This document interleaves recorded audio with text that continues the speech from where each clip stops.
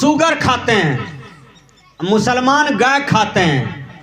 हिंदू कहते हैं मेरा धर्म बतलाता है सुगर खाओ, और मुसलमान कहते हैं मेरा धर्म बतलाता है कि गौ खाना चाहिए। विचार कीजिएगा, यदि गौ को हत्या करके आप खाते हैं, सुगर को हत्या करके खाते हैं, ये धर्म है, तो फिर अधर्म किसको कहते हैं? कर्म करे जहां जीव बदत हैं, अकर्म करे मोर भाई, जो तोहरा के पंडित कहिए त काको कहिए कसाई। गुरुवर कबीर कहते हैं यदि मैं तुमको धर्मात्मा मानूं कि धर्म के नाम पर सुगर कट जाए, गाय कट जाए, ये धर्म बतलाता है, तो फिर अधर्म किसको कहते हैं? बोलिए, धर्म अधर्म में अंतर है ना, सत्य असत्य में अंतर है ना, स्त्री पुरुष में अंतर है ना, पक्की रोड कच्ची रोड में अंतर है ना, हैं? सदगुरु कबीर कहते हैं तनिक समझो, धर्म के नाम पर बहुत कुछ हो रहा है, धर्म की आड़ में बहुत गलत हो रहा है। ऐ हिंदू संभल जाओ, ऐ हिंदू चेत जाओ, ऐ हिंदू अपने कर्म को सुधारो, ऐ मुसलमान अपने कर्म को सुधारो। सदगुरु कबीर दोनों को संभालते हैं, दोनों को सुधारते हैं, दोनों को फटकारते हैं। इसलिए धर्म के नाम पर ये धंधा जो चल रहा है, ये गलत धंधा है। अच्छा एक बात बोलिए, हिंदू कहते हैं कि हम लोग गाय नहीं खाते हैं, सुने होंगे आप लोग, लेकिन कबीर साहब कहते हैं हाँ तुम गाय खाते हो। कैसे? कोई गाय मर गया है, उस गाय को आप पानी में दे दिए, पानी में फेंक दिए, उसको मछली खा गई, मछली को आप खा लिए, तो मछली के पेट में गाय का मांस गया, तो बोलिए गाय खाए कि नहीं? मुसलमान कहते हैं कि हम सुगर नहीं खाते हैं, सुगर मर गया पानी में फेंक दीजिए कलभट पुलवा के बगल में, मछली खा गया सुगर की मांस को, और उसको बेच दीजिए मियाँ के घर पर जाकर के। सब मियाँ सुगर का मांस नहीं खाया, मछली के पेट में सुगरा है तो क्या खाया? सुगर नहीं खाया। इसलिए सब हार चाम चोभने में लगे हैं। चमार किसको कहा जाता है? चमार, चमार का मतलब ये नहीं होता है कि जो जात से चमार है, चमार का मतलब होता है जो हार चाम को काटता हो, खाता हो, चोभता हो, रसवादन करता हो, उसी को चमार कहते हैं। चमार जात से कोई चमार है वो थोड़ा छोटा है, जात से कोई छोटा बड़ा नहीं होता है, बड़ा छोटा कर्म से होता है। कर्मशील गुना पूज्य सता जाति कुलीन ही न जात्या न कुलनेम श्रेष्ठम प्रतिपदते। कर्मशील गुण से मनुष्य पूजनीय होता है, जाति से नहीं, संप्रदाय से नहीं, बड़ा कुल खानदान में जन्म लेने से नहीं। मैं बता देता हूं, युधिष्ठिर जी महाराज के यहाँ राजसूय यज्ञ होने वाला था। बड़े बड़े राजा प्रजा सबको निमंत्रण दिया गया। उस राजसूय यज्ञ में केवल एक आदमी को निमंत्रण नहीं मिला था जो बहुत नीच जाति में महात्मा था, उसका नाम था सोपच भगत। सोपच भगत नहर के बगल में बहुत छोटा कच्ची कुटिया बना करके रहते थे, अकेले रहते थे, बड़ी साधना करते थे सोपच भगत। उसको निमंत्रण नहीं दिए युधिष्ठिर जी महाराज, क्योंकि उसका वैल्यू नहीं देते थे। वो सब राजा थे ना, उसका वैल्यू नहीं देते थे। राजसूय यज्ञ में सभी आए, बड़े बड़े ऋषि मुनि, बड़का बड़का चरचक्का गाड़ी वाला बाबा जी सब, महात्मा सब, पंडित सब आए, लेकिन भगवान कृष्ण कह दिए थे युधिष्ठिर जी महाराज, इसमें यदि एको बढ़िया महात्मा आ जाएगा तो आपका ऑटोमेटिक 5 घंटा बजना शुरू हो जाएगा, 5 बार आपका घंटा बज जाएगा। समझ जाइएगा कि हमारा यज्ञ सफल हो गया। अभी हमारे शिवानंद बाबू इस रसदमपुर की धरती में शादी होने से पहले सत्संग करवा रहे हैं। क्यों? क्योंकि इस सत्संग के महत्व को जानते हैं, इसलिए शुभारंभ में सत्संग को रख दिया। और अब तो जय जयकारा होने ही होना है। तो राजसूय जग में घंटा नहीं बजा। युधिष्ठिर जी महाराज गाल पर हाथ देकर के सोचने लगे। चारों भाई को सोच लग गया, भीम, अर्जुन, नकुल, सहदेव को।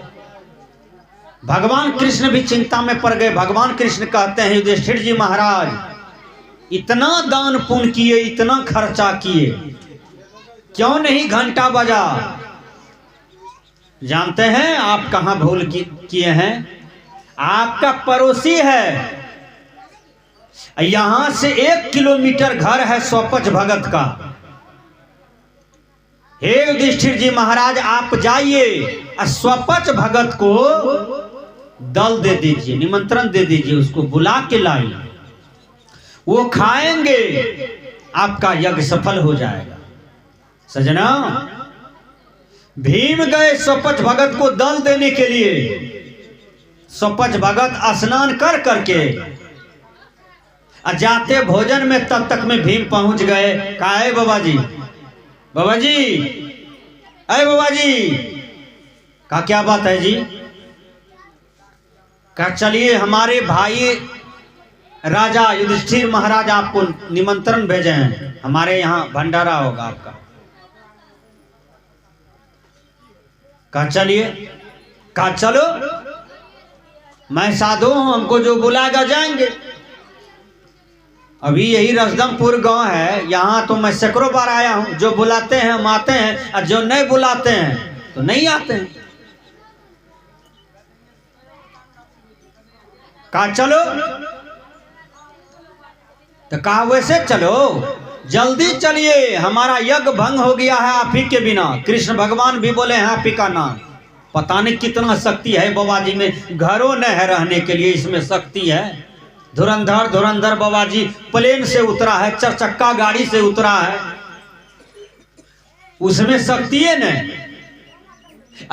घरों न है रहने के लिए, उधर भांगा हुआ है, उधर फटा हुआ है, कपड़ा टंगा हुआ है, पाल टंगा हुआ है, ये बाबा जी में कौन शक्ति है?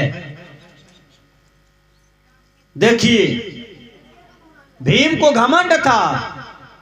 कहा, है बाबा जी, झोला झंटी भी रखते हैं? कहा, बस इतने ठोका झोला है, उसमें डायरी है, किताब है, कंठी है, चंदन है।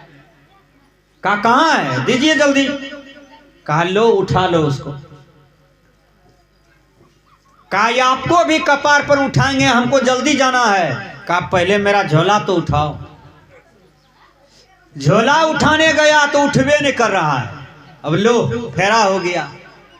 इतने ठोक झोला, जो जिसको 10,000 हाथी का बल का घमंड देखिए कैसे चूर होता है। वहां पर कतरा झोड़ में रहने वाले बाबा जी कैसे उसके अहंकार तोड़ता है। स्वपच भगत ने कहा, मेरा झोला उठाओ। झोला 10 मिनट उठाते हैं लेकिन नहीं उठा, टसमस नहीं हुआ। स्वपच भगत हंसने लगे। कहा, क्या हुआ जी? तुम बोला आपको भी कन्हा पर ले लेंगे, झोला झंटी भी दीजिए, तो हमको कन्हा पर लेगा कि मेरा झोला को तू उठा नहीं पाया, हमको कैसे कन्हा पर ले लेगा? भीम गिर गया। भीम गिर गया स्वपच भगत के चरण में। कहा, हमसे गलती हो गई, हमको माफ कर दीजिए, हमसे गलती हो गई। आप जरूर कोई भगवान है, जरूर कोई देवंशी आदमी है, तब तो इतना अगाध हैं आप। जब गिर गए, रोने लगे, क्षमा मांगने लगे, तो कहा, ठीक है, जाओ झोला उठाओ। गए, आंसू पोंछ करके गए, झोला उठाए, तब उठ गया। जब अहंकार खत्म हो गया भीम का, तब झोला उठ गया। विचार कीजिए। अब भीम ले जा रहे हैं स्वपच भगत को। गए तो युधिष्ठिर जी महाराज एकदम तैयार थे। लाए बड़का बट्टा कमंडल में पानी, कुर्सी पर बैठाए और चरण पखारने लगे। पांचों भाई मिल करके, द्रौपदी भी पखारती है चरण, भगवान कृष्ण भी पैर छूने लगे। लेकिन सोपच भगत ने कहा, आह भगवान आप क्या कर रहे हैं? अरे आप ही तो हम में हैं, हम आप में हैं। देखिए जो पूर्ण है वो जाने पूर्ण को, वही पूर्ण को पहचानते हैं। संत की गति संत ही जाने, क्या जाने कोई कागरे। संत की चाल को संत समझेंगे, असंत का समझेंगे। एक एक आदमी कहता है क्या रणबीर बाबा क्या जानते हैं, क्या करते हैं, ये उसका घमंड बोल रहा है, वो नहीं बोल रहा है। तू एक दिन रणबीर बाबा बन के तो देख, हैं? नहीं हो पाएगा, बड़ी परिश्रम करना पड़ता है। दुनिया में सबसे महंगा काम है, सबसे ज्यादा परिश्रम साधु उठाता है। इसलिए संसार में साधु कहीं कहीं मिलते हैं, सब नहीं संभाल पाते हैं इस पद को। विचार कीजिए। इसलिए संत कहते हैं, संत की गति संत ही जाने, क्या जाने कोई कागरे। एक बार गए तिलक राम को, तो धर्मस्वरूप साहब जी उतरे गाड़ी में से, तो एक बुजुर्ग आदमी कहते हैं, धर्मा केना रहे छी पूर्णिया में? तो हम बगल में थे, हम कहिए गुरु जी रामायण में लिखे हैं कि तुलसी तहाँ न जाइए जहां अपनी जन्म स्थान। आपका पूरा देश में विश्व में पूजा हो रहा है, लाखों हजारों आदमी आपको गला में फूल माला पहनाते हैं, ये बुढ़वा आपको धर्मा कहता है। हमको सुनने में बढ़िया नहीं लगा गुरुजी, कहा छोड़ दो चचा लगेगा, तुम कुछ मत कहो उसको। अब विचार कीजिएगा, तो मूर्ख को तो इतना भी ज्ञान होना चाहिए कि मेरा बेटा यदि डीएम है, एसपी है, कलेक्टर है, कुर्सी पर है, तो उस समय उसको सलामी करना चाहिए, उसको नमन करना चाहिए, उसकी कुर्सी को सम्मान करना चाहिए। नहीं, अपना अहंकार में ठेस नहीं पहुंचे तो रेबे करो, कोई दिक्कत नहीं है सजना। इसलिए सोपच भगत ने भीम के अहंकार को तोड़ा, झोला उठ गया, ले जा रहे हैं भीम को, सभी मिलकर के चरण पखारते हैं सोपच भगत का। भगवान कृष्ण भी पैर छूना चाहते हैं, लेकिन सोपच भगत ने कहा भगवान आप ऐसा न करें, इस सबको करने दीजिए। देखिए फिर क्या होता है, चरना अमृत छिटा गया। ऐसे ऐसे मत पंथ के लोग हैं कि साधु दरवाजे पर आए तो लगता है घर देखिया आया है, बाल्टीन में पानी रख देता है, टांगने धोल जा बाबा जी, यही श्रद्धा है। साधु आए दरवाजे पर, चरण पखारो, चरना अमृत छीटो, सीधे घर देखिया के तरफ बाल्टीन में पानी दही, गिलास में पानी दही नहीं। कबीर पंथ का माला लिए हो तो कबीर साहब के अनुसार से चलो, झूठे कबीरपंथी ढोंगी मत बनिए, कबीरपंथी में भी कमी है। साधु आए तो चरण पखारो, एक गिलास जल लेकर के दौड़ो, कुछ पूछो, कुछ खाइएगा, हो सकता है किसकी पेट में भूख है, हो सकता है कौन पानी पिएगा, हो सकता है गर्म पानी पिएंगे कि फले खाएंगे, थोड़ा पूछ लिए तो कितना बड़ा ताकत मिला। किसी के देह में एनर्जी दीजिएगा तो आपको स्वतः एनर्जी मिलेगा, किसी का सम्मान कीजिएगा तो आपको सम्मान मिलेगा, और किसी का अपमान कीजिएगा तो स्वभाव आपके अंदर में जो आत्मा बैठा है वो कहेगा तुम गलत कर रहे हो, इसका अपमान नहीं इसका सम्मान होना चाहिए। इसलिए भगवान कृष्ण कहते हैं चलिए भगत जी, कुर्सी पर बैठे सभी। कहा हमको क्यों बुलाए भगवान आप, हमको तो भले ही राजा छांट दिया था। कहा आपके बिना घंटा नहीं बजा, ढेरी ढेरी पंडित साधु ऋषि मुनि महात्मा आए, खाए, टका रुपया लेके गया, लेकिन घंटा नहीं बजा। मैं तो जानता था कि आप आइएगा तब ये यज्ञ शुद्ध होगा। देखिए भगवान कृष्ण कह रहे हैं, युधिष्ठिर जी महाराज कल जोड़े हुए हैं, क्षमा मांग रहे हैं कि इतना तेजस्वी संत है, परिवार में रहने वाला सोपच भगत, इतना तेजस्वी, इतना साधना के संपन्न संत है, सबको फैल कर दिया।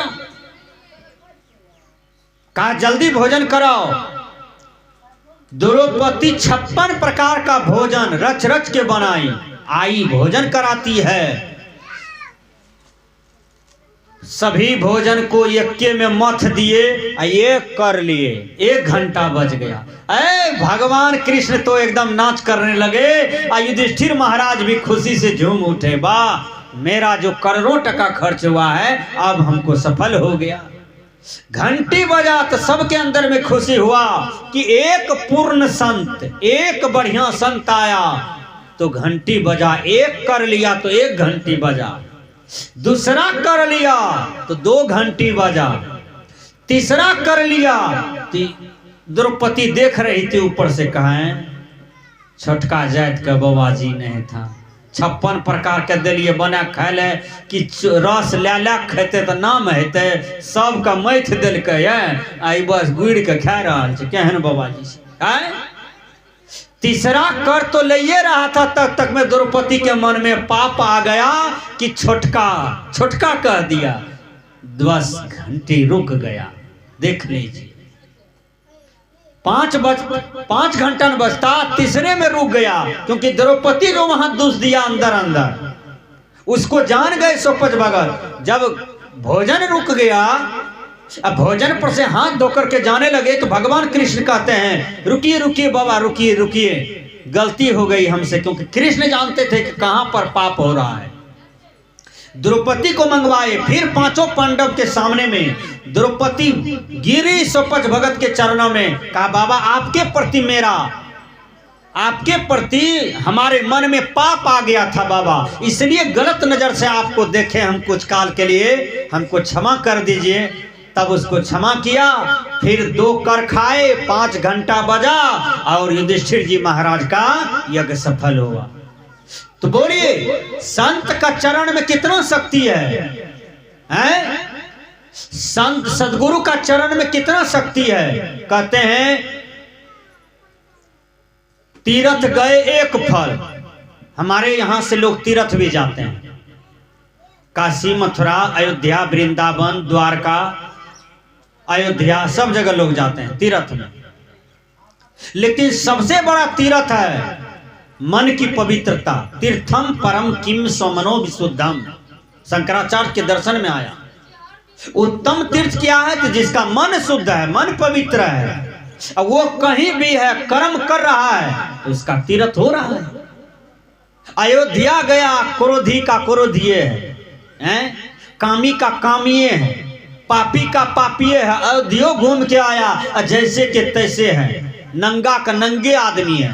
विचार कीजिए, गिरल का गिरले है, दुष्ट का दुष्टे रह गया। साल में 17 गो तीर्थ करके आता है तो सुधार न होना चाहिए? बोलिए, गिरल का गिरले है तो तीर्थ में जाने से क्या होगा? कबीर साहब ने कहा तीर्थ गए 1 फल, संत मिले फल 4, सदगुरु मिले अनेक फल। कहें कबीर विचार, संत का दर्शन हो जाए तो 4 फल मिलता है। वो क्या है? अर्थ, धर्म, काम, मोक्ष, ये 4 फल। विचार कीजिएगा। सबसे पहले अर्थ, संत को प्रणाम कीजिएगा, बंदगी कीजिएगा तो आपका आयु बढ़ेगा, आपका धन बढ़ेगा।